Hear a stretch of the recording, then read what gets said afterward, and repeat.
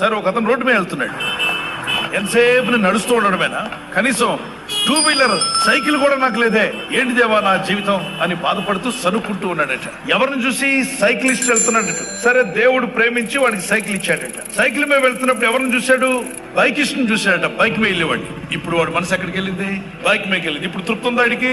Cycle వచ్చిన 3 రోజులే తృప్తి, 4వ రోజు నుండి 7 మోహన్ సైకిల్ ఊరికి తొక్కుతా ఉండాలి. ఆడు చూడు వెళ్ళిపోతున్నాడు.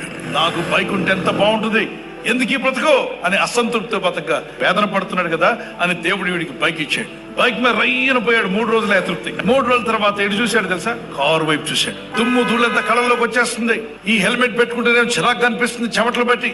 ఏం చేయాలి? ఇప్పుడు ఎటు వెళ్ళిపోయింది మనసు? కారు ఉంటే ఎంత హాయిగా ఉంటుందని. సరే దేవుడు కనికరించి కారు ఇస్తే 4 రోజులు వీడికి మళ్ళీ తృప్తి పోయింది. ఆ తర్వాత టాప్లెస్ కారు చూశాడట. ఏంటి టాప్ ఉన్న కారు కన్నా టాప్లెస్ కారులో వెళ్తుంటే ఎంత బాగుంటుందని టాప్లెస్ కారు